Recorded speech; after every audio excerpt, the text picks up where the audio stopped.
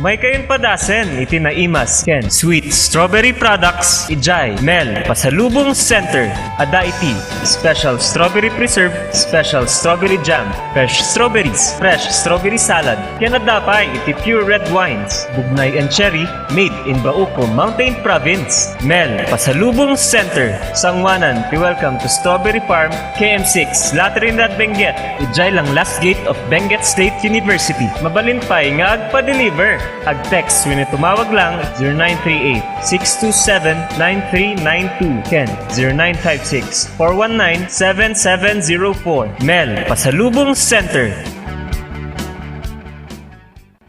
Hey, madalas ka bang pagod dahil sa trabaho? Baka naman wala ka ng oras para sa labing-labing kay misis. Bakit di mo subukan ang Toro Capsule? Ito ay natural. May pinagsamang bitamina, mineral at herbal. Aprobado ng FDA. Hindi nasakit sa ulo. Walang pamumula ng mata. At ang Toro Capsule ay pampatagal at pampalakas. Toro Capsule, tagal at lakas na di umatras.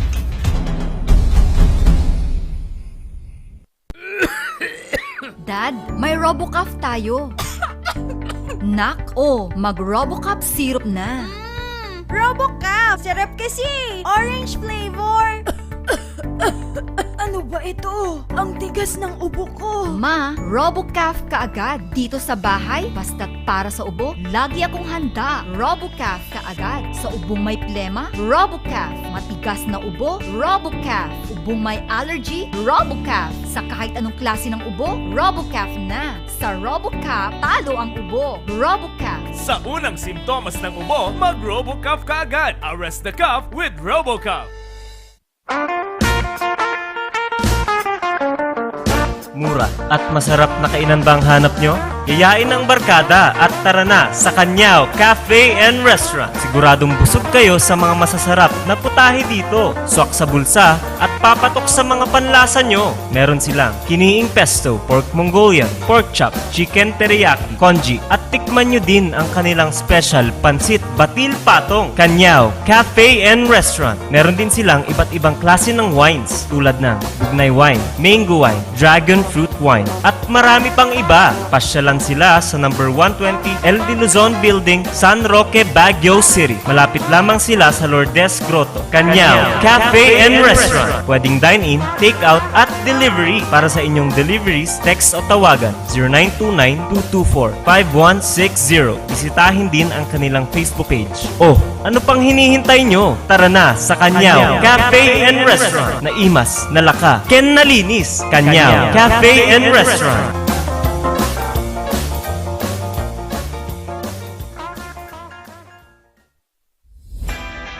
Nalaka, nga magatang ba ti masapul mo? Tara na sa Kurirang Enterprises. Dito matatagpuan ang kalidad, matibay at abot kayang presyo. Araw-araw ba namang sale dito sa Kurirang Enterprises? Meron silang cabinets, mga salamin, mga pang-opisinang upuan, tables, at marami pang iba. Kaya naman pag may nagtanong kung saan ang punta mo, sa Kurirang Enterprises. Meron din silang blankets, kitchenwares, speaker sets, at sports machines na pampaseksit pampaganda. Kaya naman kaibigan, tara na sa Kurirang Enterprises. Matatagpuan sa Abanao Street at Nagilian Road. Kaya naman kaibigan, sama-sama nating sabihin, Kurirang Enterprises. Sa panahon ngayon, dumadami na ang reasons to be stressed. Humihirap ang trabaho at lumalaki ang challenges. Kaya importante ang chill. Na kayang sabayan ang stress mo. Embassy Whiskey. Its smooth, oaky flavor helps you unwind after a long day. Kaya relax, slow down, and chill muna tayo. Embassy Whiskey. Yan, Kakailans, maraming salamat po sa lagi niyong pagsuporta naman sa ating programa.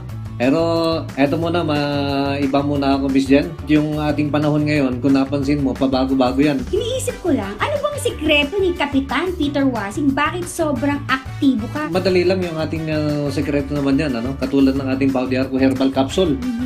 Iyan yung lagi nating iniinom naman para at least mapanatili natin yung ating magandang kalusugan. Ito ang inyong kapitan ng bayan, Peter Umawawang Wasing. And this is Miss Janlyn F., your real estate consultant na nagsasabing Sa Pau de Arco Herbal Capsule, kalusugan mo ay garantisado. Mahalagang paalala, ang Aldrich Pau de Arco Capsule ay hindi gamot at hindi pwedeng gamitin panggamot sa anumang uri ng sakit. Ang ating oras alas 10:48 na good morning na imbag ngagsafa. Gawi-gawi sa iwakgat agyo-agyod, mapteng dyan nagsafa son sikitidyo namin. At ito mo mula inyong ka-RNG, ang inyong kasing radio, usapang kongreso ngayong araw ng Sabado, Peter Umawawang Wasing, at siyempre ang ating butihing congressman, Congressman Marco. Good morning, sir. Ay, good morning Kap Peter at sa ating pong mga tagapakinig, tagapanood sa RNG. Magandang umaga po sa inyo lahat. Yan, at para sa inyong mga katanungan sa ating butihing congressman, text po lamang yan sa 0999-3070649. At sa ating mga viewers naman, comment lamang po sa ating comment section at aaksyonan, sasagutin ng ating butihing congressman Marco. Okay, Sir Mark, kumusta ka na itong nakaraan? Yeah, well, nagsimula na kami ng budget hearing Kap Peter since August 26. Okay. Sa unang araw at tinalakay namin yung overall budget proposal for 2022 ng ating Pangulo. Ito ay nagkakalaga ng 5.024 trillion. This is 500 billion higher than the 2021 budget. Higher ngayon? Higher ngayon by 500 billion. Ang last year or this year, 2021, ang budget natin is 4.5 trillion. Pero ang proposal nila ngayon ay 5.024, which is about more than 10% increase from the 2021 budget. Ang pinakamalaking budget dito ay ang edukasyon. Pangalawa dito ang public works. Ito yung build program ng ating Pangulo. Pangatlo, of course, kasama rito ang DILG kasi kasama ang iba't ibang mga local government units dito na ibibigay sa kanila. Kasama rin dito ang, of course, ang Department of Health, ang Department of National Defense. So ito yung mga agencies na malaki ang budget. Pero ang pinakamalaki nga ay yung edukasyon, 700 plus billion pesos. Sa education, ang pinakamalaki rito ay ang basic education, yung elementary and high school. Pangalawa dito yung mga state universities and colleges. Kasama na rito yung Commission on Higher Education at saka yung TESDA. So the budget for education is close to almost 800 billion pesos. Ang atin namang public works ay more than 600 billion. So ang total nito, pag pinagsama-sama yung mga iba't ibang agencies, ang total nito ay 5.024 trillion pesos.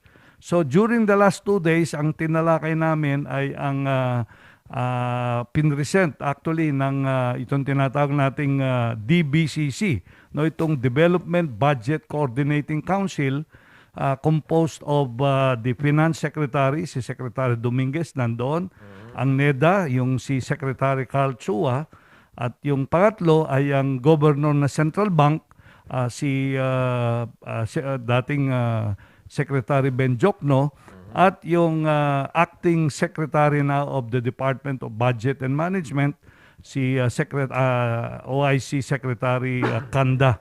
Kasi nag-resign nga itong si Secretary Abisado. So ito yung parang economic managers ng ating Pangulo. And they presented overall yung budget for 2022, no, na 5.024 trillion. No, napakalaki nito. Ang pinakamalaki rito ay in terms of sector, ang pinakamalaki dito yung social services, no? Pangalawa, yung economic services. Of course, isa sa pinakamalaking component din ng budget na ito ay yung debt servicing, no? Yung ibabayad natin sa interest ng ating pagkakautang na nagkakalaga ng more than 530 billion. Yun ang ibabayad natin sa interest. na ating inutang kasi inutang natin umabot ng almost 11 billion. Trillion ang utang natin sa ibang bansa at saka dito sa ating bansa, no? Kaya itong pinakamalaking budget at ito ang last budget na aproban namin na masabi natin na budget ito ng Pangulong Duterte. So 5.024 trillion. So yesterday naman, dalawang ahensya ng gobyerno ang tinalakay namin kasi after the general overview kung ano yung budget, ano yung economic performance ng bansa ngayon, 2021, noong 2020, ano ngayon ang magiging performance ng ating bansa sa 2022 at anong mga problema na kinakaharap ng bansa ngayon. And on that basis, dinefine nila kung ano ang budget for 2022 para ma-address itong mga problemang ito. Okay. No, ngayon, after this, individual review ang ginagawa namin ng bawat departamento.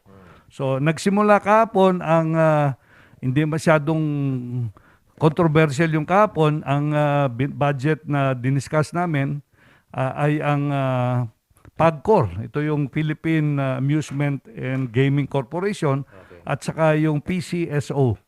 No? Sila naman ay hindi nangangailangan ng budget galing sa national. As a matter of fact, sila ang nagbibigay tulong sa gobyerno natin kasi nagre-raise sila ng revenue at tumutulong sa mga programa ng ating pamahalaan. So sa Tuesday, kasi holiday sa Monday, we will start discussing yung budget ng Department of Foreign Affairs.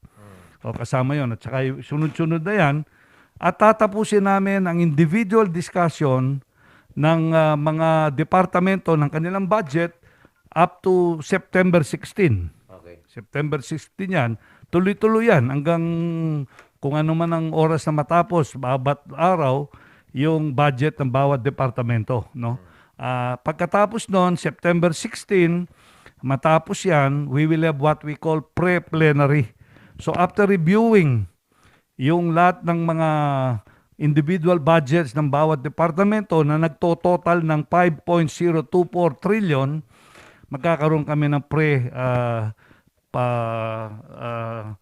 plenary discussion. Kung mayroong mga other issues that should be discussed, i-discuss namin yan outside of the plenary hall. Okay. Pagkatapos noon, isasubmit itong the whole budget sa plenary. Okay? Kung saan we will ask the different sponsors of every department ng mga congressman na sponsor nila yung budget ng bawat departamento. Okay. So after that, approvean namin yan sa House of Representatives. Now, as a guideline, Peter, ang budget na yan is 5.024 ng ating gobyerno. Yun, ayon sa batas, hindi namin pwedeng itaas yan. 5.024. Pero pwede namin bawasan. Pwede nyo bawasan? Pwede naman o kaya pwedeng bawasan yung budget ng isang departamento at ililipat sa ibang departamento. No? So pwede mong gawin yan. But you cannot exceed the 5.024 budget na rinikomenda ng ating gobyerno. Okay. Kasi budget nila yan So hindi natin pwedeng itaas pero pwedeng bawasan. Okay. Oo. So yun, ang Kongreso ang may kapangyarihan, yung power of the purse, no? So pagkatapos na approve ito, we expect na ma-approve namin ang budget na ito by the end of September. Itong September na the next month. Next month. Okay. Oo. Pagkatapos noon, magre-recess kami kasi mag-file na tayo ng ating kandidatura sa October 1, no? Okay. So magre-recess kami from October or September 30 up to November 2. So we will go back sa November 3. Okay. Okay. Ngayon, after we approve in the House, isasubmit namin ito sa Senado. Ang Senado naman, dahil sabay kaming magkakaroon ng recess, tatalakayin nila yan pagbalik namin sa November 3. Ang Senado? Ang Senado. Okay. So, ang Senado ngayon, ang mangyayari dito, ang Senado, tatalakayin nila yung budget na yan hanggang probably end of November. Okay. O kaya before the end of November, matapos sa kanila yan. Pag na-approve nila yan, at meron kami sariling version, meron silang sariling version, magkakaroon ng tinatawag na Bicameral Conference Committee. Okay. Na kung saan, kung ano man ang difference nung kanilang in-approve at saka yung in-approve namin, pag-uusapan yan, at magkakaroon ng reconciliation o what we call discussion ulit para ma-reconcile yung mga numbers na yan. At mag-agree sila na ito na lang ang atin. Okay, halimbawa, yung isa, sinabi namin na ang budget ng edukasyon ay 700 billion, sa kanila naman is 725. I-reconcile yan. O sige, agree kami sa inyo, 725. Pero kailangan, ito naman, isang departamento, mag-a-adjust yan. Para at the end of the day, isa lang ang budget. Okay. Okay. Pero hindi dapat lumampas ng 5.024 trillion. Okay. Pag na-approve sa Bicameral Conference Committee, itong budget na ito, ibabalik uli sa plenary ng House of Representatives at saka sa Senado. Okay. Ira-ratify ngayon kung ano ang napag-agrian ng Senado at ng House sa Bicameral Conference Committee. Okay. Aproban namin. Aproban nila. So probably by middle part of December or first week of December, ang budget na ito ay ibibigay na sa Pangulo. Para siya naman ang mag-review at siyang mag-approve. Ngayon, kung meron siyang mga items na hindi niya gusto sa budget, pwede niyang ibito yon. Pwedeng ibito. Pwedeng ibito. Okay. By line item, pwede niya, ito ayaw ko ito. Ito gusto ko ito. Ganito, ganyan. No? O kaya kung wala naman siyang hindi ayaw doon, i-approve niya as is. No? Okay. Kailangan ito ma-approve before the end of the year of this 2021. Para ang effectivity nito, January 2022. Okay. Kasi January 2022 ito hanggang December 31 of 2022. The whole budget. Ngayon, we don't like na ma-delay ang approval sa House kasi pag na-delay sa House, madidelay sigurado sa Senado yan. Pag nag-delay sa Senado, delay ang passage ng batas na yan o itong tinatawag nating General Appropriations Act, magkakaroon ng tinatawag na reenacted budget. Kung ano yung budget natin ngayong taon. Yun ang gagamitin. Okay. Problema yon. Kasi merong mga projects na natapos na eh. Okay. Di ba? At saka meron kang gustong gawin na hindi mo magagawa kasi hindi na-approve yung budget. No? So yun, iniiwasan namin yon na ma-delay yung approval ng budget. Kailangan magawa yan kasi very critical ito kasi by March, pag nagsimula ng kampanya, magkakaroon ng problema yung implementation ng mga program. Lalo na kung hindi pa nabidyan kasi meron tayong mga election ban na dapat sundin. No? So ito. So what we wanted is we'll be able to finish the budget by September in the House. Sa Senado by November, yung BICAM either last week of November or first week of December at ma-approve ito, mapunta sa Presidente. Kasi babalik kami ng November 3, okay, hanggang December 17. Okay, kaya kailangan ma-approve yung budget before December 17 sa House at saka sa Senate. Okay. Kasi magre-recess uli kami for Christmas. Babalik ng January. Babalik kami ng January at pagdating ng February, re-recess kami ulit. Kampanya kasi na yun. kampanya na yun eh.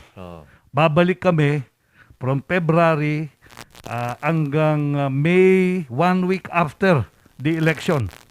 Okay. So ano na yun? May, last week of May. So kinakailangan pala sir na itong budget matapos ng December. Matapos ng December, mapirmahan na ng Presidente. Okay. So yun lang pinagkakabala natin. Pero kahit na ganon, tuloy pa rin yung pag-attend natin ng sesyon ng Kongreso. Kasi committee ito eh. Ang nag-handle nito sa House, hanggang hindi ma-approve sa Committee on Appropriation, no, tuloy-tuloy yung session at saka tuloy-tuloy yung meeting ng Committee on Appropriation na tumatalakay sa budget ng iba't ibang departamento at ng buong bansa. Okay? So pinaliwanag ko lang yun para maintindihan ng mga kababayan natin. Yan, at meron panawagan dito, Sir Mark. Basahin ko lang muna. Sige. Nasa nasinad sa atin dito. Ito naman ay public service announcement, ano? Mauawagan ti asino man nga nakakita kini Alberto Ballesteros, England. 32 anyos, kan residente ti Middle Quezon Hill, Baguio City. Asino man na nakakita kat mabalin nga i-contact ti numero ti asawa na ni Morris Ann Claire, England. Iti numero 0951-721-7360. Naudi ang nakita daytoy sa Session Road, Baguio City, iti Agosto 25, 2021, iti malam. Kunana, okay? Kung sino man po ang nakakita kay Alberto Ballesteros, England, paki-inform po yung kanyang asawa sa kanyang numero 0951-721-7360. Okay, yan. At binabati natin, Congressman, yung ating mga viewers. Nandyan si Rain Gayaw. Good morning, Idol. At Idol Marco. And kay Carol naman, good morning, Congressman Marco and Cap Peter. Salamat kay Ray at saka kay Carol. Magandang umaga rin sa inyo at keep safe and healthy yung mga texters natin at saka mga nag-Facebook live sila, hindi ba? Live na nanonood sila, sir. At galing naman kay Doc Jong, Miss you, Congressman Marco, watching from Abu Dhabi with love. Wow, thank you. Thank you very much, Jong. Okay ka dyan, I'm sure. Kaya pagbutihan mo dyan at pagbalik mo rito, palagay ko, baka wala na tayong COVID dito siguro. Oo. Oo. Nabanggit mo ang COVID, sir. Dito sa budget natin para sa 2022, meron bang nakalaan dyan? Merong sa COVID vaccine, meron tayong nakaalat dito about mga ilan, less than 60 billion para sa booster vaccine. Kasi yung last budget natin, itong 2021, at saka yung Bayanihan 2, meron tayong 10 billion na budget plus 70 billion for vaccine. Okay. So 80 billion yan, no? For the first 2 dosage ng mga magpapabakuna, no? Ngayon, nag-allocate ang yung kasama dito sa budget ng Department of Health na about yung ganon, mga less than 60 billion pesos para sa billion, no? Para booster ito, na para sa booster ng parang third nito, booster dosage ng ating mga nagpabakuna na. Para masiguro natin na tuloy-tuloy na ito. May ayuda pa ba rito, Sir Mark? Bayanihan 3 yun. Hindi kasama rito ang ano dito, separate ito.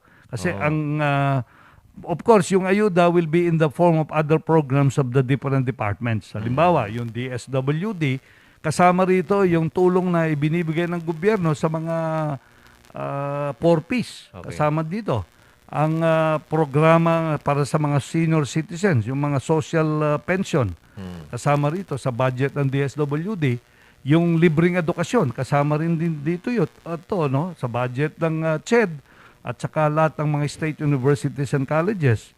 Yung budget natin para sa mga displaced workers through the TUPAD program ng ating gobyerno ay kasama rito sa budget ng DOLE. Okay. So kasama rito in different ways. Pero yung Bayanihan 3 ay hindi pa na-approve yan, nasa Senado yan, and ang suggestion actually ng Department of Finance ay isama na lang dito sa ating 2021 budget, 2022 budget. Okay. Maalala ko nga pala, sir, yung isa sa napag-usapan natin dito sa ating mga nakaraang programa, yung tungkol dito sa bawat Pilipino makakatanggap ng 2,000. Yun ang Bayanihan 3. Okay. Yun. Kailan kaya ito, sir?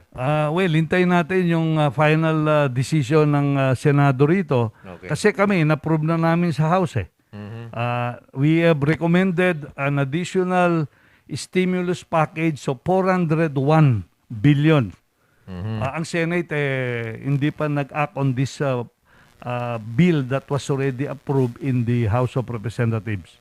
Okay. So kailangan umaksyon ang Senado kung sila ay pumapayag dito sa Bayanihan 3. Pwede naman nilang i-amend dyan kung ano man ang gusto nilang i-suggest sa amin. Okay. At yun ay pag-usapan sa BICAM pag ito ay na-approve sa Senado. Sa tingin nyo, sir, aabot ngayong taon? Medyo mahirap right now, no? Okay. But kung maganda dyan, pwedeng isama na lang sa budget yan eh. Pag-uusapan yun as we deliberate on the budget for 2022. Okay. At galing naman kay 235, good morning po, at kay Kong, paki-forward po ang CP number ng Co-op Ad Tempo, kahit ko member.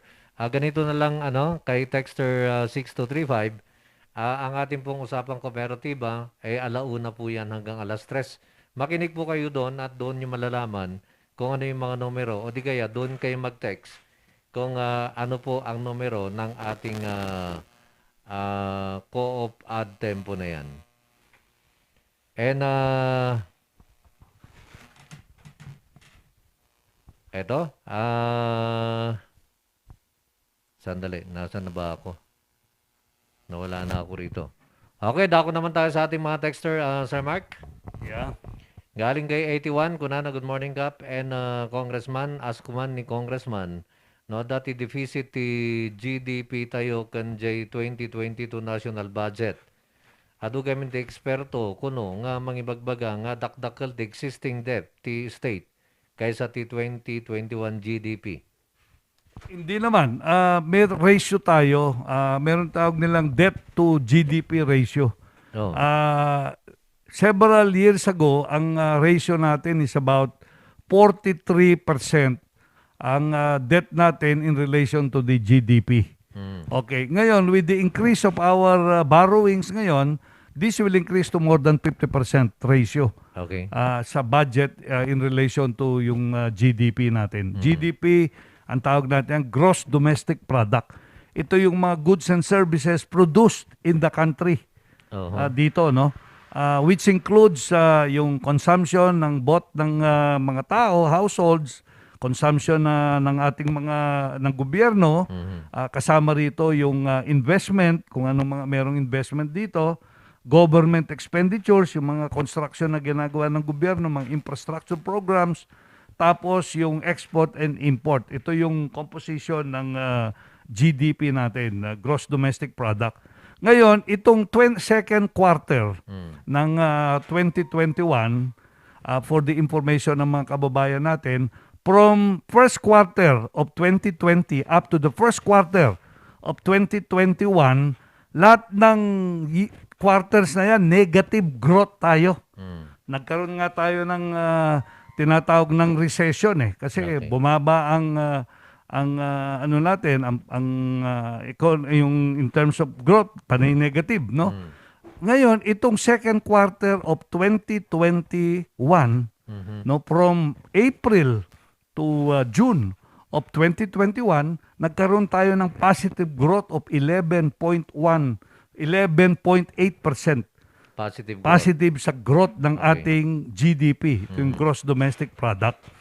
Ngayon, the growth in our GDP by 11.8% is basically driven, no, by itong mga investment and tinatawag natin diyan capital formation at saka durable ng capital formation ng both the public and the private sector. Kaya yun ang nag-drive dito, pati yung government expenditure, pati yung import and export, nagkaroon ng so many activities. No, kaya naging positive yung GDP natin.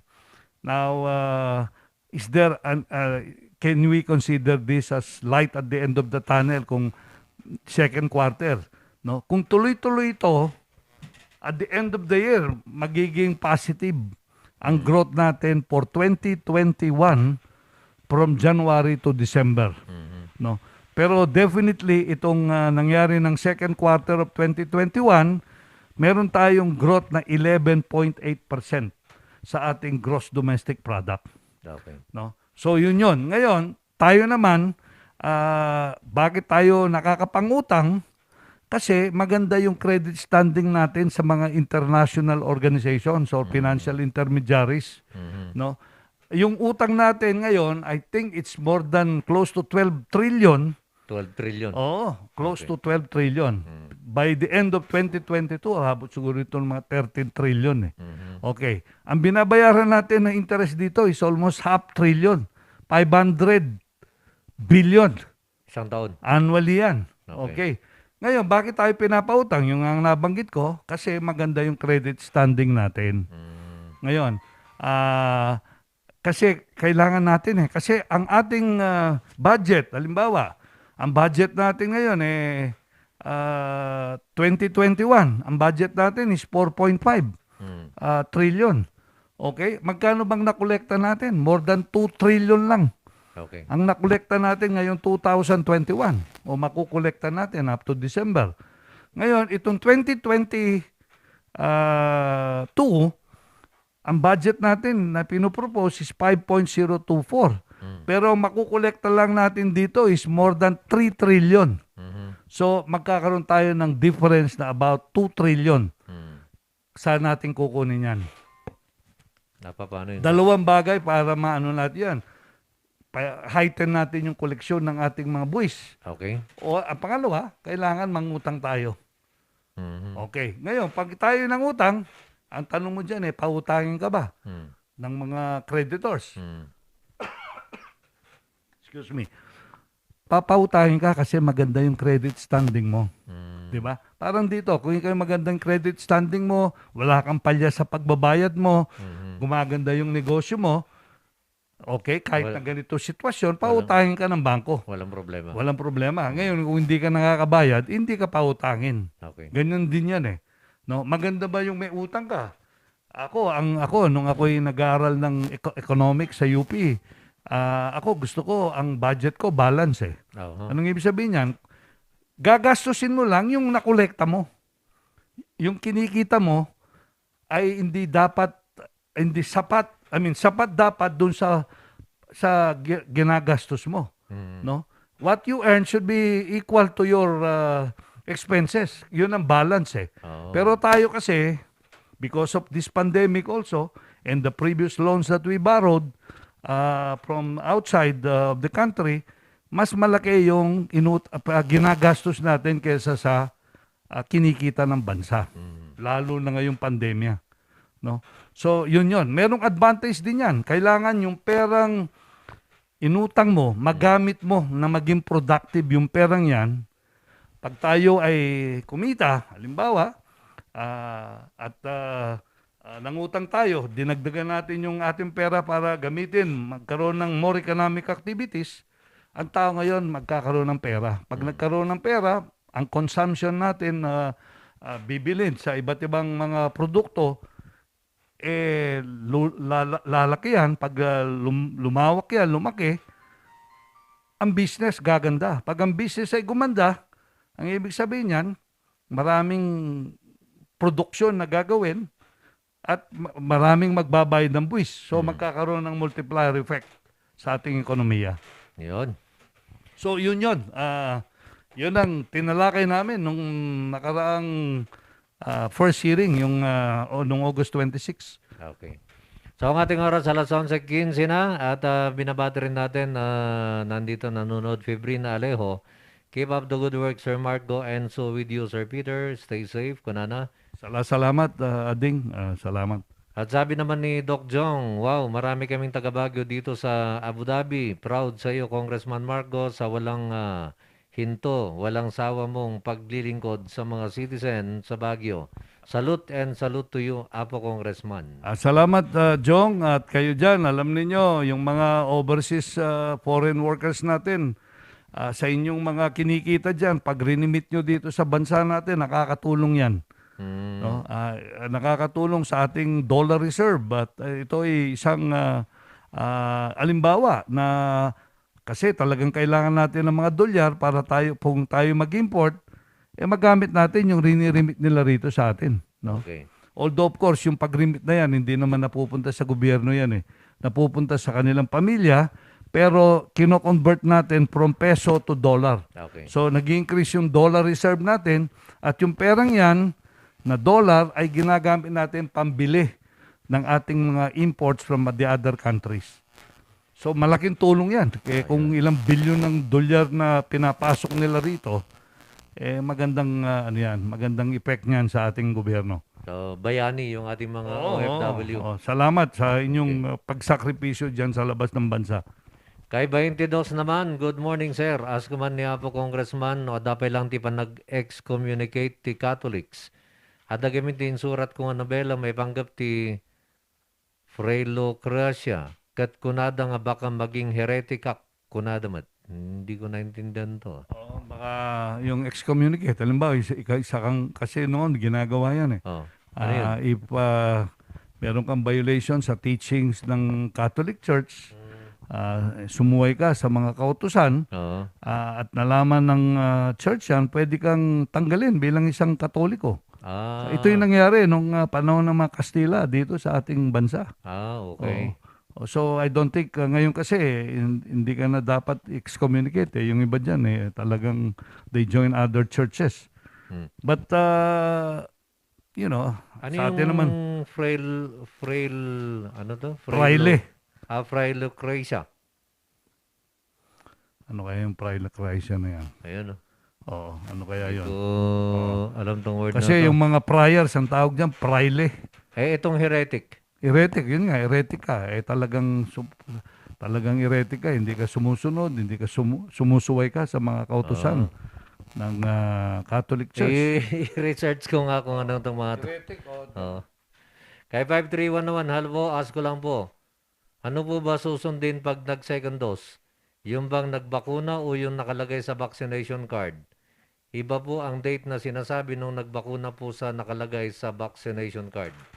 Well, i-correct na lang natin while we are there. Kasi yung card naman, hawak natin eh. So when you go to the vaccination center at nagbakuna ka doon, you just reflect kung ano yung actual na nagbakuna at day na nabakunahan ka. Lagay mo lang. O kamukha ko, ganun din. I see to it that what is reflected in the card is the same date na actually I had my vaccine. Yun. Yung ganun lang. So galing naman ito kay 38. Good morning, Kap and Kong.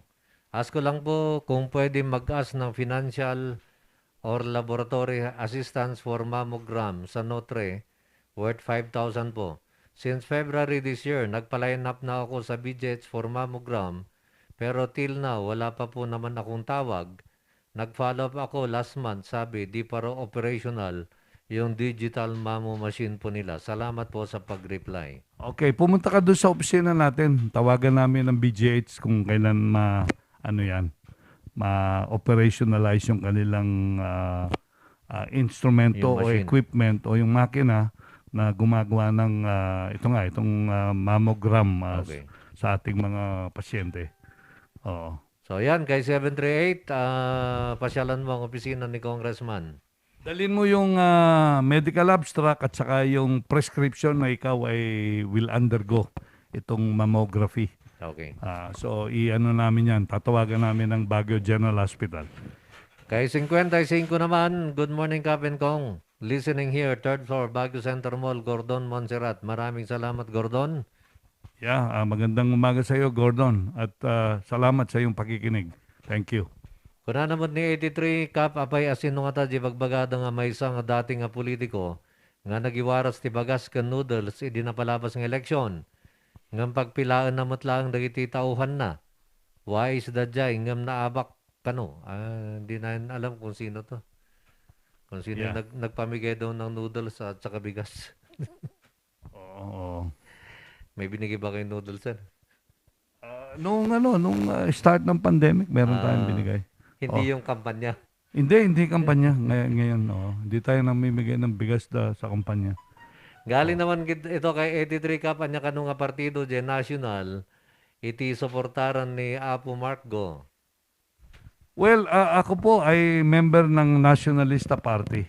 As of today, wala pa pong in-endorse yung aming partido kung sino po ang susuportahan namin sa national sa eleksyon sa pang-national, no. I think we will know this as we near the filing of the certificate of candidacy, which is on October 1. By the time alam na po namin. So kayo NP. National List Party member tayo. Galing naman ito kay 41. Good morning, Sir Kap. Pagidamag man ni Congressman. Nukasat no kaming Sputnik vaccine second dose. July 21 kumati schedule me. Ngam agkandidato ka pa sir kung to support kami ko na. Paano Thank you. yung Oh, Sputnik? actually, yung anak ko, dalawa sa anak ko, Sputnik sila. Ang schedule nila actually supposedly yung second dose sa July 22. Yan, malapit yan kasi July 21 eh. So, we are waiting for the sa ating health office dito kung kailan ang schedule for itong vaccine na ito. Kasi wala pang dumating na Sputnik dito sa Pilipinas eh. I mean, dito sa Baguio, may dumating pero konti sa Manila. Okay. Oo, but we'll check with the City Health Office kung kailan itong second dose ng Sputnik. At tinatanong kung kayo daw po ay magpapare-elect. Oo, magpapare-elect tayo. Oo naman, pang Thank last you. term na. Thank you sa suporta ng ating texter. Okay. At kay Doc Jong, patanong kay Congressman, bakit hanggang ngayon looking teen pa rin siya? Napaka-active pa rin. Para daw po kayong teenager pa rin tingnan. Ganun ba? Thank you. Thank you very much, Jong. Sa Abu Dhabi yan, siguro. Well, kailangan we have to keep fit and healthy. If you want to serve our people, kailangan healthy ka. Hindi mahirap yung hindi ka nakakapasyal sa kanila, hindi mo nalalaman yung kanilang mga problema. Kailangan para magawa yan at malaman mo yung kalagayan nila, dapat you have to move around and see. Ngayon, para magawa mo yan, kailangan healthy ka. Yun ang ginagawa natin. Nag-exercise tayo sa umaga. We spend about an hour and a half every day. And I document actually yung aking steps. Ngayong umaga, kanina, ang total steps ko is 12,771. 12 kanina umaga? Kaninang umaga. 12,000 steps. 12,771 to be exact. Oh. Ito, meron akong monitoring dito. Araw-araw yan na ginagawa niya? Yes, oo. Ang minimum ko dapat 7,000 steps. 7,000? 7,000 steps a day. Minimum yon. But we have been hitting more than 8,000 a day. Ano yun? Walking. Walking lang. Walking. We don't like to stay home and do yung treadmill. Mas maganda kasi fresh air. Pupunta ka sa labas. You know. Okay. At makita mo rin yung situation kung anong nangyayari sa labas. In addition to exercising. At ito naman nanonood sa atin, Sir Mark, Congressman Go pa rin kami. Galing kay Rainier Yasay. Ay, salamat. Salamat, Rainier. Oo. At kay Flory Lopez naman, good morning Kapen, Congressman Go. Tanong ko lang po, ano po ba balita sa 1,000 dagdag sa SSS? Thank you. Wala pang balita ngayon. We have to again call SSS on this kasi meron kaming nakaschedule na hearing with SSS para ma-reiterate natin yung additional 1,000 na should have been given or should be given this coming January of 2022. At may katanungan si Rain, sabi niya, anong masasabi po sa issue ng sigalot sa pagitan ng Beneco at NAIA? Iwan ko lang kung gusto niyong magbigay ng... alam mo, nagkaroon ng hearing actually ang yung Department of Energy. Ako nandoon, they invited me kasi I think ngayon, as of now, medyo problematic yata ngayon. The board of directors of the cooperative decided to have si Mr. Licoben, Mel Licoben as the Beneco General Manager. However, when this recommendation was forwarded to NAIA, bottom line ng NAIA came out with a different nominee. Okay. So what they submitted is another person dun sa board ng Beneco, but the board of Beneco rejected yung nomination ng NAIA. And they reiterated yung kanilang original decision. Ngayon, I understand, I just heard it yesterday, that NAIA superseded yung decision ulit. And they came out with another order reiterating that the original nominee ng NAIA should be upheld by the board of directors. I do not know what happens na after that, no? So, yun ang situation ngayon. Oo. Siguro, matagal itong magiging ano ito. Baka magkaso pa ito sa korte. Oo. Hindi kaya maganda rito magtulungan na lang. Kung sino yung in-appoint ng NEA, ay magtulungan na lang doon kay Apo Licuben. Well, ang problema rito, position ang pinag-usapan dito eh. Ang pinaka-question dito, who has the power to appoint? Is it the NEA or is it the Board of Directors? Based on guidelines, ang Board of Directors ng cooperative ay yung may kapangyarihan. Board of Directors. Of the cooperative. Ano yung... kasi, ano naman yung papel ng NEA? Ang NEA kasi, they have supervision over the cooperatives in the whole country. So actually ito, sinusubaybayan ng mga ibang cooperative sa buong bansa eh. Oo. And kasi it's a question of who has the authority to appoint. Is it NEA or is it the Board of Directors of the cooperative? So yun ang issue dito. So it can be discussed further by a competent authority and who is the power to appoint. Pero under the constitution, under the regulation that was released by NEA, ang may kapangyarihan ang board ng cooperative. Yun, and they have to submit to NEA yung decision nila. However, NEA says otherwise. So ito it can be a question of law, Peter. Okay. So yun ang status ngayon. And I don't like to prejudge yung whatever the final decision kasi the board of Bineco has to respond to the order of the Board of Administrators of NEA. Okay, ang ating oras alas 11:29 na. Galing naman ito kay 2-0. Good morning, sir and Congressman Go. Wala pa po bang second dose ng vaccine ng Gamaleya dito sa Baguio? Wala pa. Yun nga nabanggit ko kanina, yun ang Sputnik yung Gamaleya. Yung ba yung Sputnik? Yung anak kong dalawa nga, Sputnik sila eh. Kasi nung first dose, nung natawagan sila, ang available is yung Sputnik, yung Gamaleya. But ang schedule nila actually for second dose is July 22. Okay. But hindi sila nabakunahan kasi walang available na Gamaleya o yung Sputnik vaccine. Wala bang vaccine na komando ganun? Well, Sputnik lang. Sputnik parang yung galing sa Russia kasi ito eh. Itong vaccine na ito. Oo.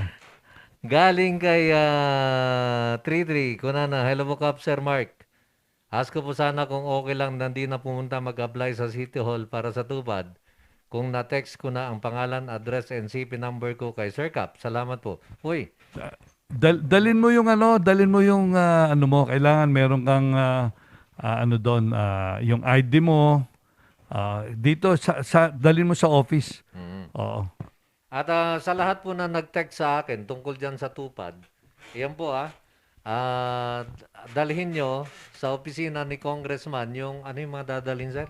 Yun, yung kung meron silang resume, yung kanilang government ID, government issued ID, at saka yung kanilang barangay certificate of residency kung saan sila nakatira. Okay. At yung mga displaced workers at hindi sila nag-avail before ng tupad. Yun.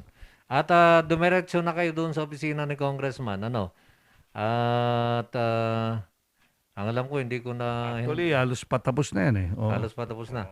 Okay, sige. Galing naman, so habulin nyo next week. Puntahan nyo ang opisina ni Congressman at sabihin ninyo, last na ito. Last na to. Napakinggan nyo sa amin. Last na. Thank you.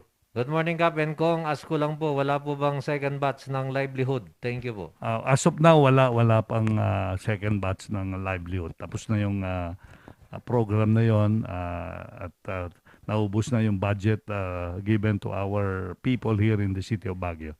Okay. Galing kay 87 naman, good morning, Kap and Congressman. Approve na ba yung absolute divorce? Hindi pa approve yung absolute divorce. Parang pinag-uusapan pa rin ba? merong bill na nag-file tungkol sa absolute divorce eh. Oh. Actually, last Congress, 17 Congress, na-approve sa House of Representatives. Na-approve yan. Oo, pero hindi tinalakay at hindi na-approve sa Senado, bottom line. Oh. So, wala pang absolute divorce sa Pilipinas ngayon. Okay. But merong legal separation at saka pwedeng annulment ang pwedeng gawin dyan. Galing naman ito kay Tutu. Good morning, sirs. Kunana, agpaiso ka di nga may mayat nga ada utang tayo kadagiti lender kaysa agprinti kwarta ang awanti economic corresponding amount na tag hyperinflation kano. Kasla di Zimbabwe, idi panahon ni Mugabe. Totoo daw ba na ano to? Nga mas maganda daw ang umutang kaysa magprint tayo ng sarili nating pera. Yeah, yun ang ginagawa natin ngayon. Hindi naman yung print ka ng print tapos wala ka namang backup doon sa piniprint mo. Hindi pwede yun. Kailangan kamukha nung panahon ng Hapon, di ba? Maraming mga pinrint na pera pero hindi naman legal tender yung mga yon. Kailangan merong ano yan, merong pondo yan sa Bangko Sentral para ma-justify yung printing. Kasi nagpiprint din tayo. Pero hindi tayo basta-basta nagpiprint ng pera. Kaya ang ginagawa natin, ang revenue natin is 3 trillion. Okay? Kunang dun sa budget natin na 5 trillion. So, mangungutang tayo ngayon. Ngayon, paano ka mangutang? Dalawang klaseng utang. Pwedeng mangutang ka sa ibang bansa. Yung mga malalaking financial intermediaries yan. Pwede sa World Bank, pwede sa IMF, pwede sa Asian Development Bank, no? Yung iba naman, hindi natin inutang yan sa labas, inutang natin sa loob ng Pilipinas. Merong mga creditors dito. O kaya, ang ginagawa ng ating gobyerno, nagbebenta ng bonds. Yung mga bonds. Halimbawa, yung pwede tayong gumawa ngayon ng tinatawag nating COVID bonds. Okay, magpo-float tayo, sabihin natin, okay, pag ikaw ay bumili ng 100,000 bonds ng COVID, okay, babalik sa iyo in 5 years and we pay you, let's say, 5% per annum. No? At makukuha mo yung perang yan after 5 years. Okay. Bibili ka sa bangko, okay, bibigyan ka ng bonds, tapos yon ibibigay sa gobyerno yon. Ang magagaranti na babalik yung pera mo ay ang gobyerno. Okay. So, ang ibig sabihin niya, ang gobyerno ang nangutang. At yun ay re-record na utang ng gobyerno kasi babayaran sa'yo after 5 years. Yung mga bonds na yan, inaano natin. Akala ko pwedeng gumawa na lang tayo ng pera. Hindi. Kung gumawa lang tayo ng pera, huwag na tayong mangutang. Kung pwede lang tayong gumawa na lang basta-basta ng pera. Diba? Galing naman ito kay 10. Good morning. Good morning, sirs. Anyat applicable nga senaryo tapno maadaan ti parity ti dollar kan peso. Ano daw ang applicable na senaryo para magkaroon daw ng parity? Well, before kasi at peso. Before kasi ang ratio ng yung 1:1 eh. Ako nung I can still recall when I was young, ang exchange rate is for every $1 is equivalent only to 2 pesos. 2 pesos lang. 2 piso ang $2 isang $1. Tapos So, naging mataas 4, naging 6, naging 7, etc. So mataas yung peso natin nun. Mataas ang value ng peso natin. Ngayon, pumapatak ng close to 50 pesos ang per US dollar. Kasi ang pera natin nakapeg sa US dollar eh. Okay. Ngayon, merong mga bansa, pag ikaw ay lumabas ng bansa, hindi tinatanggap ang peso as a legal tender. Ang gusto nila yung US dollar. So, ang nangyayari ngayon, pag ikaw ay nag-travel, pumunta ng Amerika, hindi mo naman pwedeng gastusin ng pesos mo doon. Ang ginagawa mo ngayon, pumunta ka sa mga bangko, papalit mo yung pesos mo into US dollars. Para yun ang gamitin. Yun ang gamitin mo pumunta sa Amerika. O kaya yung tinatawag nilang traveler's checks. Meron yon na nag-i-issue yung mga bangko noon. Yung Citibank, nag-i-issue niyang mga traveler's check. Kung halimbawa, ang traveler's check ay $100, babayaran mo yan in peso kung ang corresponding amount ng bawat dollar is, let's say, 50 pesos, bibili ka ngayon ng dollar worth 50 pesos. Pag nag-devalue ang peso, bumaba ang value niyan, ang exchange rate, halimbawa, naging 52. So ngayon, kailangan mo ng maraming peso para makabili ka ng the same amount of dollar. Di ba? So yun yun. Ngayon, will there be a situation na pareho ang siguro hindi na posible yun eh. Oo. Na pareho yung 1:1.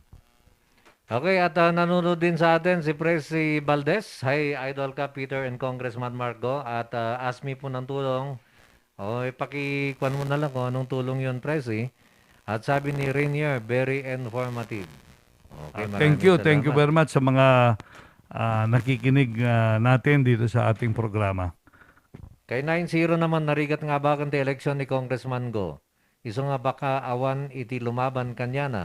Ngam baka agpalpali iwala ang kadi dagita nga maabak madlang kunana. Oo nga, ako'y nagdarasal na ganun nga mangyayari sa tayong kalaban. Para hindi na Pero, kinahirapan sa campaign. Hindi, ang importante rito makatulong tayo sa ating mga kababayan eh. We have more time eh. Kasi kung minsan ang eleksyon destructive at saka divisive eh. Di ba? So samantala ngayon tuloy-tuloy. Ako ngayon nagtatrabaho ko 7 days a week, Peter. Hindi lamang dito sa Baguio, pati na sa Kongreso. Kaya itong budget na ito, pinag-aaralan ko mabuti ito because I wanted na yung budget na yan will really reflect yung pag-address ng mga needs ng ating mga kababayan sa edukasyon, sa health, no, sa hanap buhay, and all other requirements ng ating mga kababayan. Pero sa totoo lang, sir, wala akong naririnig na nagplaplano na tumakbong congressman ng Baguio. Maganda yun, Peter. Oo. Sana pagdating ng October 1, wala na nga. Thank you. Baka gumagawa lang sila ng sakit ng ulo kung gano'n.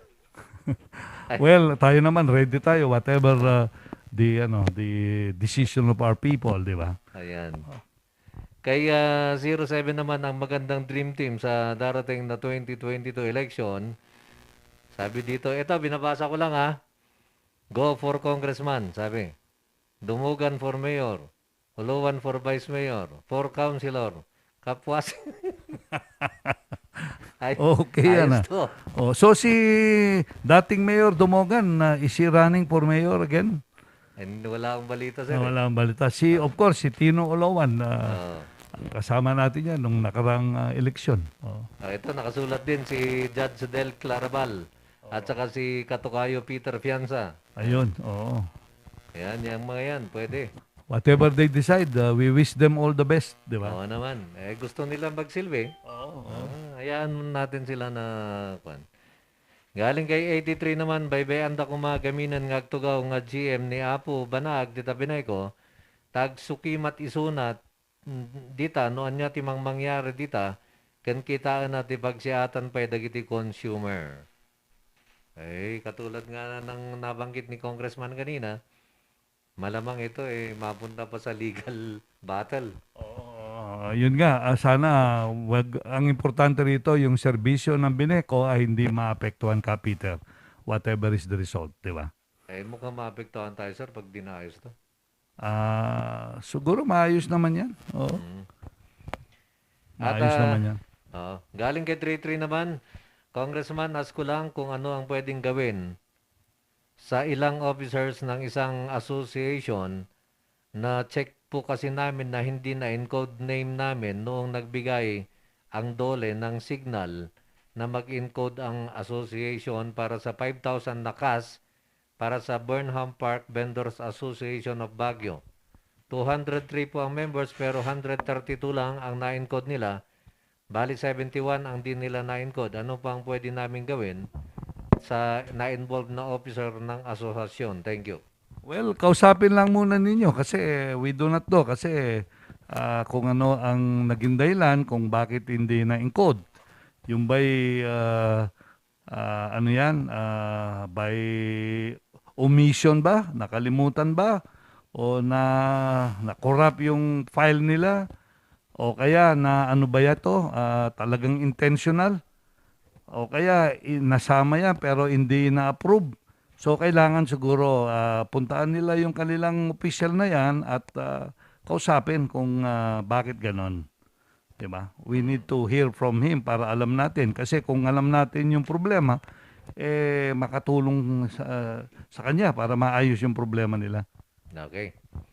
At ito naman sa ating mga viewers, galing kay Joy Liamas. Good morning po ka Peter and Kong.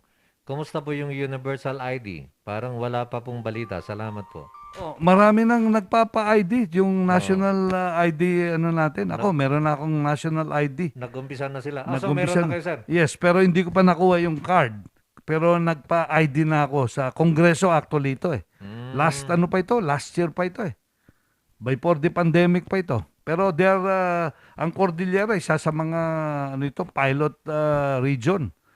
Pero hindi lahat Oo. Katulad dito sa Baguio, ang pilot yata dito Irisan. Yun, Irisan kasi yun ang pinakamalaking barangay, no. So antayin po natin kasi nag-uumpisa na po sila. So sa tingin ko rito baka next year. Yeah, ang in charge dito ay ang PSA, yung Philippine Statistics Authority. Yon. At galing naman kay 52 Sir Mark. Good morning, Kap and Kong. Damagman, apay narigat ba agited ti form of enrollment? May sangal daw nga nakapila, UC College. Sada ko nang 2 to 3 days nga release kat kasapulan ti anak ko para ti scholarship. Kat isubmit na in 231. Nagrigat ti agbiyahe. Kunana, tinatanong kung... Yeah, well, intayin mo na lang yon. Then once you have it, you present yung requirement na yan. Okay. Oo. At itong problema ni Presi, sabi niya, looking for work po, dishwasher po sana. I'm a PWD person. Need help po. I'm 45 years old from Lubas, Trinidad. Ay, gusto niya magkaroon ng trabaho? Yeah, well, siguro, tingnan natin kung paano natin siya matulungan. Oo, naghanap ng trabaho, dishwasher. Ba kailangan mo, sir? Ngayon, ako nang ngayon eh. Nagdi-dishwasher? Nagdi-dishwashing sa bahay. Ay. Oo. Kasi kami ngayon, multitasking. Okay. So sa lahat ng mga nakikinig sa atin at sa mga nanonood, kung kailangan niyo po ng dishwasher, ay i-text niyo ako at papuntahin natin si Presi. Yeah. Oo. Okay. Ano siya? How old is he? Bagay, hindi 45 pinag-usapan yung age eh. Oo. Importante, masipag, magandang attitude. Yun. Importante yun. Kung naman ni Wanwan, Congressman, damagak man no dyan nakaawat isap. Han nga mabalinan nga agawat di tatupad. Mabalin kung hindi pa siya nag-SAP eh. Kung nakapag-SAP na ito, hindi na pwede. Tingnan natin, ano bang SAP yun? SAP 1, SAP 2? Walang binanggit sir eh. Oo. Pwede siguro, balin. Oo. Okay. Kay Triwa naman, gusto ko lang i-acknowledge ang Barangay Bacakeng Norte staff for to being nice and doing their job. We are proud of you. Yeah. So, congratulations sa ating mga staff dyan sa Bacakeng Norte. Sur. Dalawa yan. Oo. Okay. Kay 07, are you in favor that Secretary Duque must go? Ay, yung pangalan mo yung binanggit. Oo nga. Ang ibig sabihin niyan, are we in favor that he quits his post? No? Well, binanggit naman ng Pangulo na it's the decision of Secretary Duque if he wants to quit or not. Ngayon, narinig din natin si Secretary Duque, sabi niya, I will do this at the appropriate time. Okay. So, gusto lang niyang maklear yung pangalan niya because of the audit findings na pinalabas ng COA. So, I think we just pray and hope that everything will turn okay for the country and for the Department of Health as well as itong si Secretary Duque. At ito naman kay Presi, sabi niya, patulong din po sana ako for my eyeglass. Kung may... Pero La Trinidad yan, di ba? La Trinidad siya. Nagbibigay ba kayo ng eyeglass, sir? Wala tayong binibigay na eyeglass eh. But we can refer to the appropriate optician or optometrist. No, before we were helping some people dyan sa may problemang sa mata.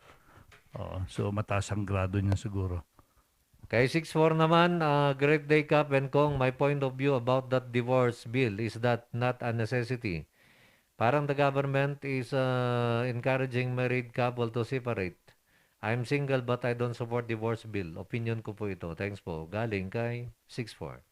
Yeah, well, tayo rin, di natin sinuporta yung divorce bill nung ito'y na-approve sa House of Representatives. Nag-vote tayo ng no dito sa divorce bill that was filed in Congress during the 17th Congress. Okay. Kaya lang, merong mga kababayan natin na siguro dapat talagang pag-aralan ulit ito. Marami kasing mga cases na merong mga irreconcilable differences yung mag-asawa, no? At ang existing batas natin ay binibigyan din ng oportunidad para ma-address nila yung problemang yan. At the same time, kung hindi ma-address yan, dalawa kasi ang pwede mong gawin dyan. Hindi divorce, pero pwedeng tinatawag nating legal separation. No? Okay. Ang problema lang sa legal separation, pag legally separated kayo, hindi kayo pwedeng parehong mag-asawa. Okay. Yung isa naman, pwede kayong mag-file ng annulment. Ang usual na ginagamit na dahilan sa annulment ay yung tinatawag nilang psychological incapacity. Yun. Okay. So that word psychological incapacity is always the basis of o yung dahilan ng pag-file ng annulment. Pag sa annulment naman, ang ibig sabihin niyan, from the very beginning, the marriage is void. Okay. Pag na-annul yung marriage ninyo, pwede kang mag-asawa. Okay. Okay. Itong divorce na pinail nila in the 17th Congress and even now, yung lahat ng mga reasons sa legal separation at saka sa annulment, kasama rito sa divorce. No? Yung gano'n, let's say, for example, somebody wants to take the life of the other person. O yun, pwede kang mag-file ng divorce. O kaya, yung iba naman, ang very extreme, basta't kahit na walang dahilan, gusto mong ma-divorce si Pedro o si Juan, pwede mong magawa yon. Sa ibang bansa, ganun eh. No? O kaya, pag nagkamali yung isang partido, nag-engage ng yung tinatawag nating concubinage o kaya yung problema natin ng adultery, pwedeng mag-file yung other party, no, ng divorce under the other country's laws, no. Pero ngayon dito sa kasalukuyang batas natin, pwede kang mag-file based on yung either legal separation o kaya annulment.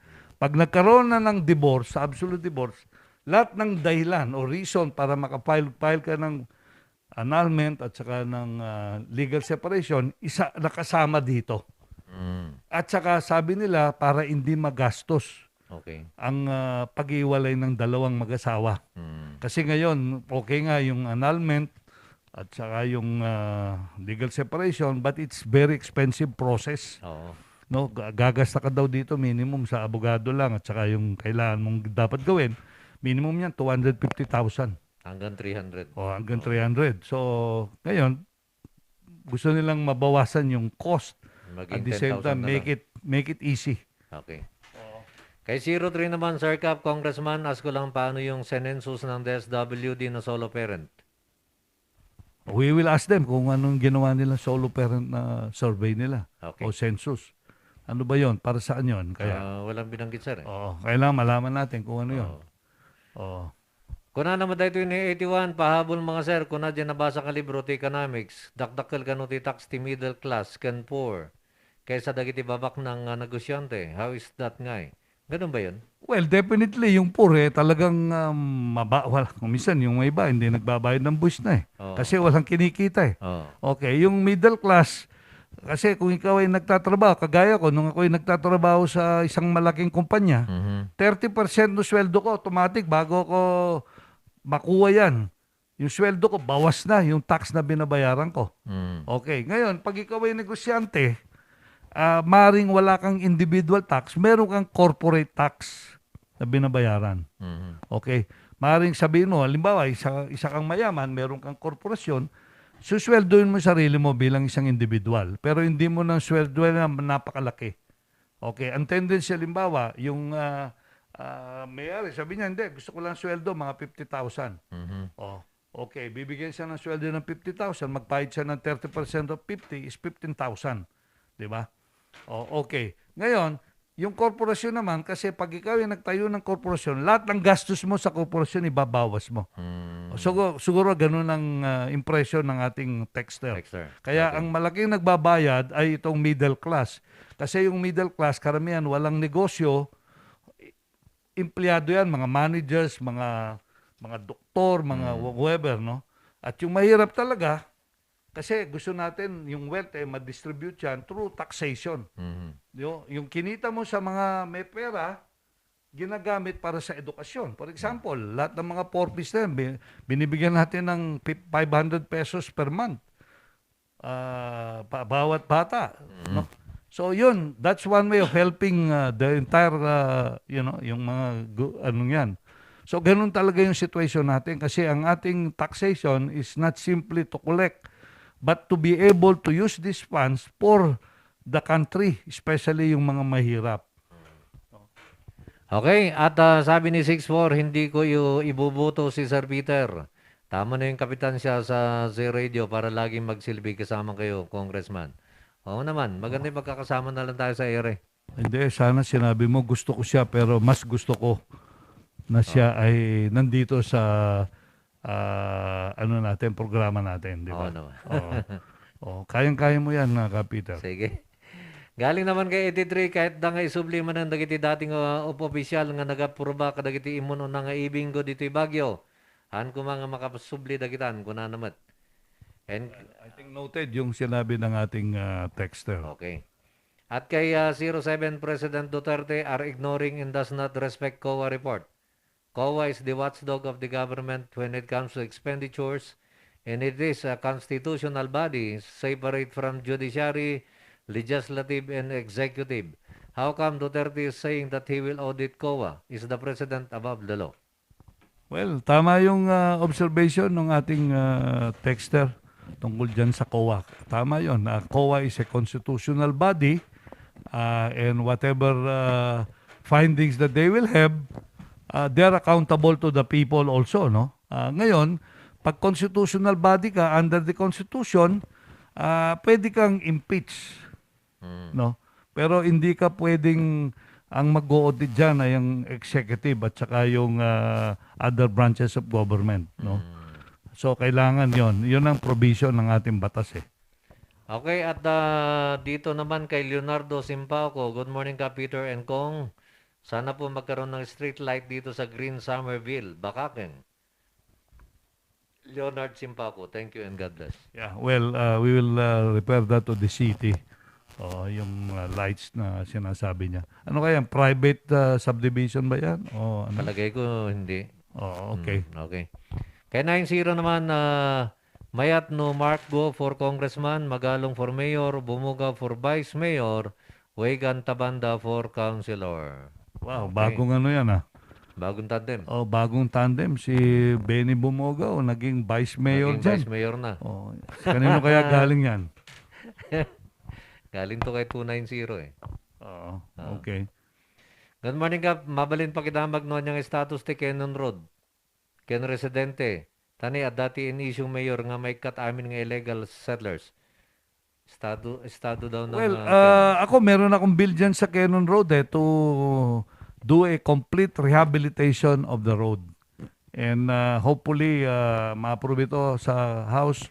Na-approve na sa House, nasa Senado na. And they are doing a technical study of the entire stretch of Cannon Road from Camp 1 up to Camp 8. No, ngayon, I think Cannon Road is open to those who are residing along Cannon Road. Open yan. No? And there are some cases na ino-open yan from time to time, but at this point in time, I think it's generally closed.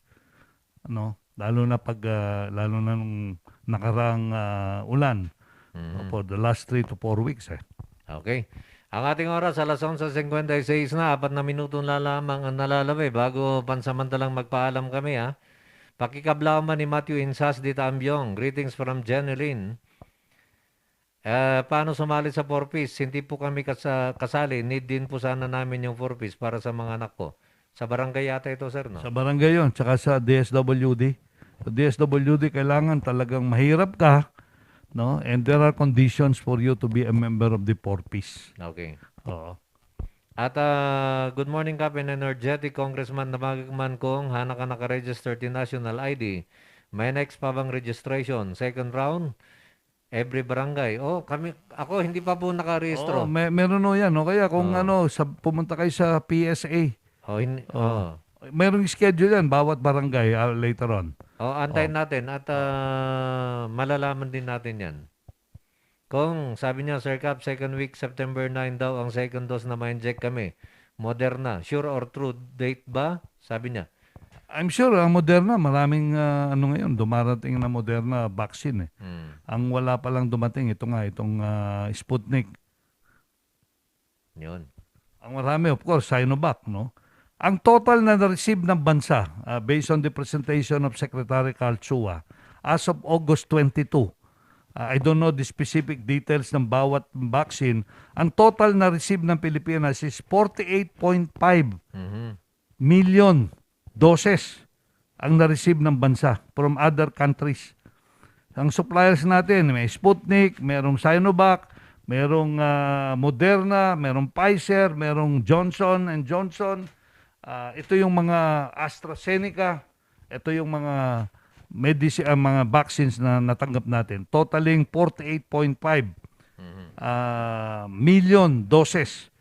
And according to Secretary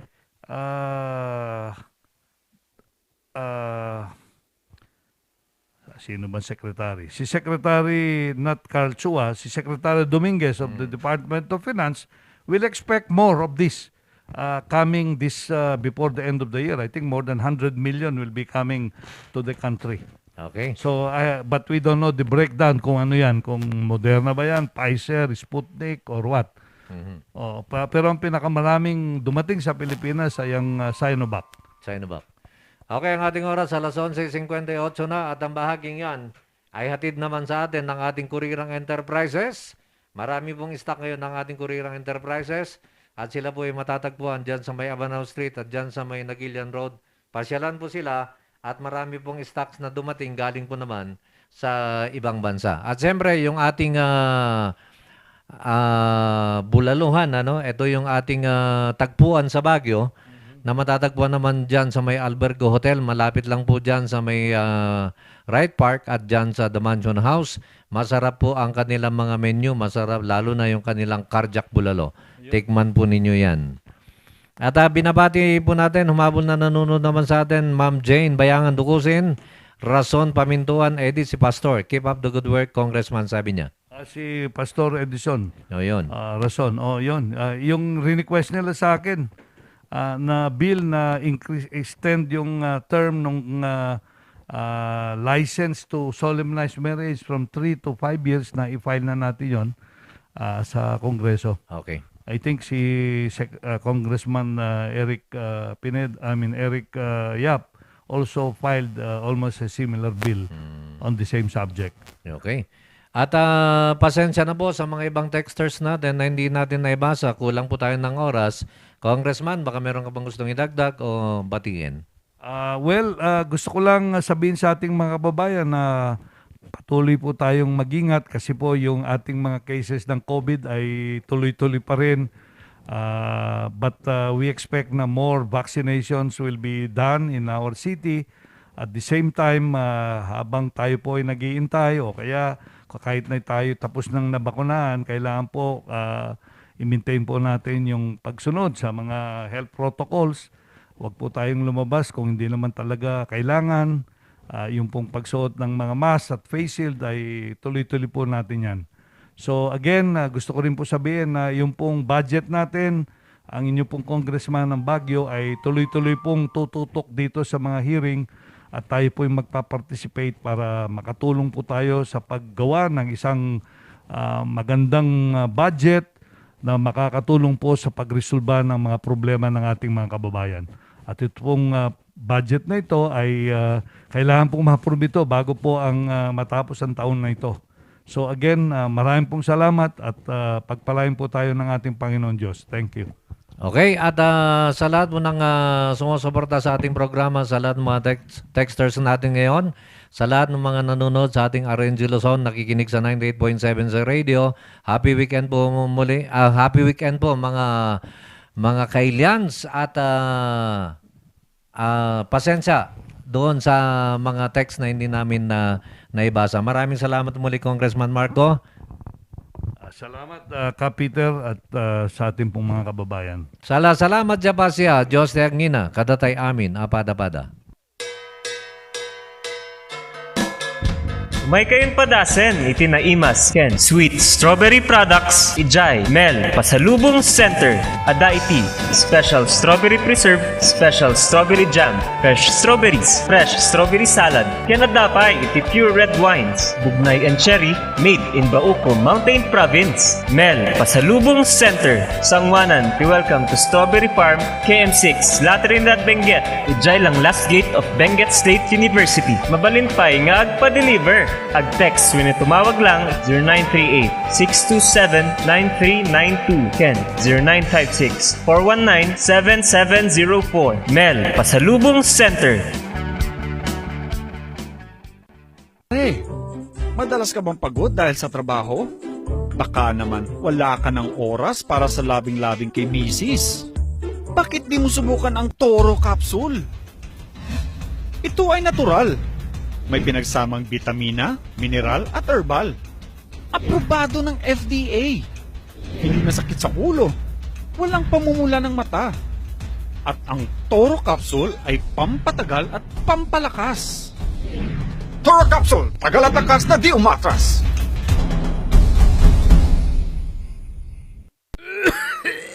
Dad, may RoboCaf tayo. Nak, mag-RoboCaf syrup na. RoboCaf! Sarap kasi! Orange flavor!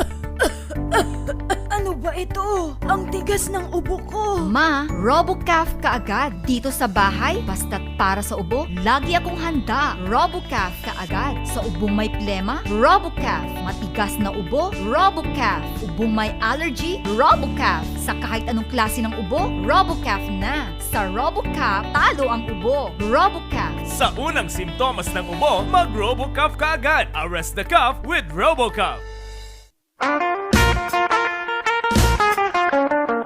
Mura at masarap na kainan ba ang hanap nyo? Yayain ang barkada at tara na sa Kanyao Cafe and Restaurant. Siguradong busog kayo sa mga masasarap na putahe dito. Swak sa bulsa at papatok sa mga panlasa nyo. Meron silang kiniing pesto, pork Mongolian, pork chop, chicken teriyaki, congee at tikman nyo din ang kanilang special pansit batil patong. Kanyao Cafe and Restaurant. Meron din silang iba't ibang klase ng wines tulad ng bugnay wine, mango wine, dragon fruit wine at marami pang iba. Pasyalan sila sa number 120 El de Luzon Building, San Roque, Baguio City. Malapit lamang sila sa Lourdes Grotto. Kanyao Cafe and Restaurant. Pwedeng dine-in, take-out at delivery. Para sa inyong deliveries, text o tawagan 0929-224-5160. Bisitahin din ang kanilang Facebook page. Ano pang hinihintay nyo? Tara na sa Kanyao Cafe and Restaurant. Naimas, nalaka, ken nalinis. Kanyao Cafe and Restaurant.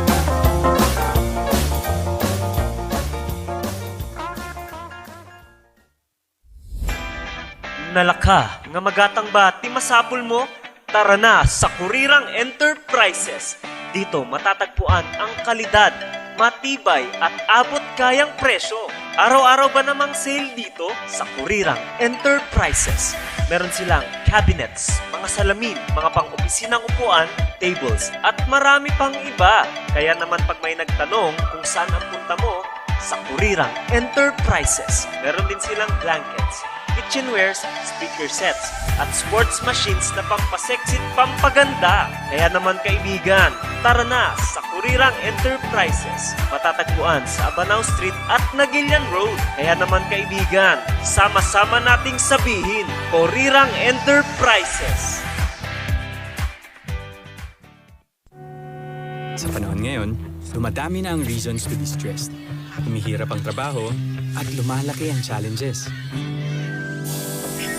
Kaya importante ang chill. Na kayang sabayan ang stress mo.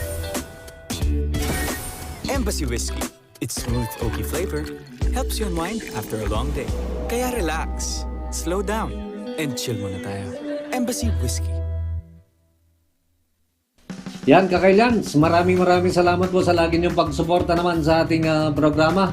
Pero eto muna, iba muna ako, Miss Jen. Yung ating panahon ngayon, kung napansin mo, pabago-bago yan. Iniisip ko lang, ano bang sikreto ni Kapitan Peter Wasing? Bakit sobrang aktibo ka? Madali lang yung ating sekreto naman yan, ano? Katulad ng ating Pau de Arco Herbal Capsule. Yan yung lagi nating iniinom naman para at least mapanatili natin yung ating magandang kalusugan. Ito ang inyong kapitan ng bayan, Peter Umawawang Wasing. And this is Miss Janlyn F., your real estate consultant, na nagsasabing, Sa Pau de Arco Herbal Capsule, kalusugan mo ay garantisado. Mahalagang paalala, ang Aldrich Pau de Arco Capsule ay hindi gamot at hindi pwedeng gamitin panggamot sa anumang uri ng sakit.